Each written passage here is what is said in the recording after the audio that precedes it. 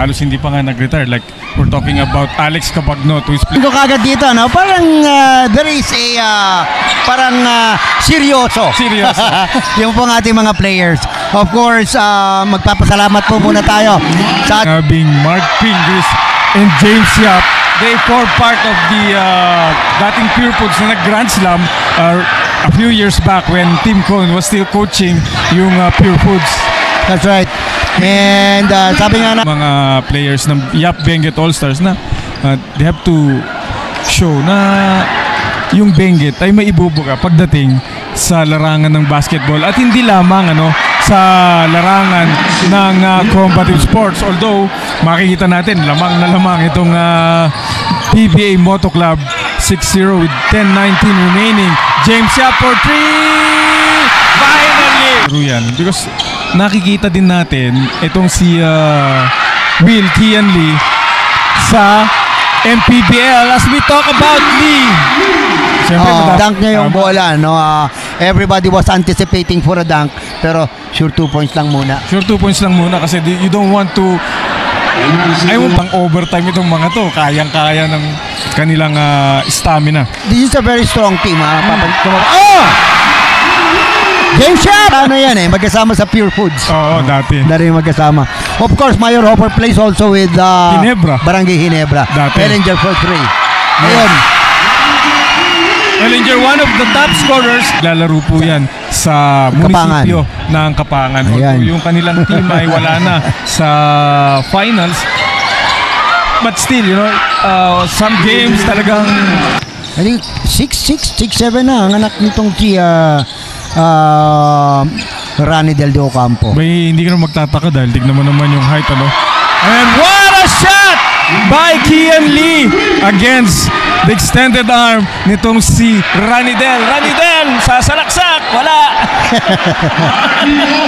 Parang binubuli lang Parang binuli ni ni RDO itong si Rudolph Ellinger. Parang parang pinitik lang. Tinulak lang Parang wala pa kang puwersa yung pagkakatulak dito kay Ellinger.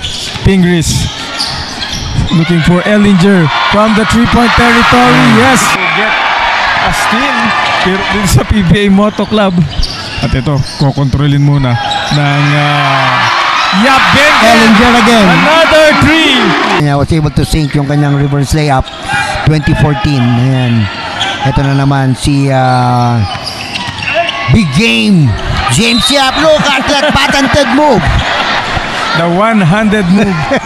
One-handed shot mula dito kay James Yap. But he was fouled. Starstruck ka ng konti kasi you have James Yap, a decorated basketball player. And of course, nandyan si Mark Pingris who wore the Gilas jersey kung saan sila yung nagbalik doon sa world map ng Philippine basketball. Yung tinatawag nilang Korean Philippines player during the time of Mark Pingris. And of course kasama niya dyan yung kanyang katunggali na si Ranidel De Ocampo. And another shooter, Kabilang syudad. Cyrus Baguio, of course, a graduate of University of Santo Tomas. Played with Alaska. Ano pa ba yung mga nilaruan ni Red Bull, Batang Red Comset. Ito si Padawag. Ang daming nagulat, akala nila nandyan. Another 3! Na balikan itong PBA Moto Club. Alam mo, last year, medyo malayo-layo yung score ng PBA Moto Club. Sa team partner na starstruck dahil sa, syempre, partner, kalaro mo ay current and hindi siya professional basketball. Hindi lang players. naman basketball, hindi lang naman kasi PBA yan. Iba talaga karisma pagka basketball player ka. Di ba? Mag-away na yan. Mag-away na yan. Dating magka-teammate sa ayan. Magka-teammate. Alam mo ano yan, Jerwin Gago. Script yan. Yeah.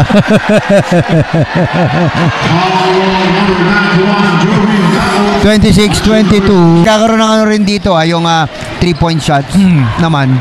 James Yap versus Gary David. Of course. Pero pag titignan mo, itong si Mark Pingris, ano? Live na live. Kondisyon pa yan. Kondisyon eh.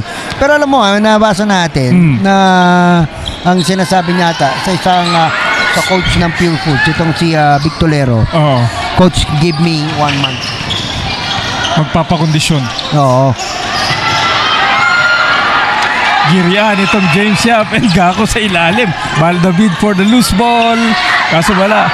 Cyrus Baguio, grabe ang lipad pa rin. Kundi mapa-laptop man yan, Alam nyo kanina, ano lang yung palabas lang. palabas lang. Para bigyan ng konting excitement. Yung konting free yung ating score. 15 shots. Kim Padawag. Oh, I'm sorry, Cyril De Beer, the former MVP ng ating first season. At syempre, muling Is playing with Itogon and one of the forerunners ng most valuable player for this season, syempre, ng ating Congressman Eric Cohet Congressional Cup. Gary David from the corner. Your second personal foul. Padawag. Ang gandang ikot. Ang siya kaya yan si Dioka. Yap, Benguet trying to run again. Padawag. Ang ganda ng pasa kay Palispis. And he was fouled. Palispis, mintis, ano? Gary David from the tree. Wala. Gako. For the rebound. Gako. Alam mo, that has been his bread and butter, no? Yung kumukuha ng opensa ay ng defensive rebound. Offensive rebound. Offensive rebound. He also plays for Team Bukod. Last year, runner-up ang kanilang koponan. But this year, maaga yung kanilang batiin natin. Sila Walaling. Yan. Ma'am Christine Mulitas. Action mula dito pa rin sa Benguet Sports Complex Gymnasium dito po sa Wangan, La Trinidad. Katabi lamang po ito nung bagong gawang Benguet Aquatic Center. Kanyang unang tira.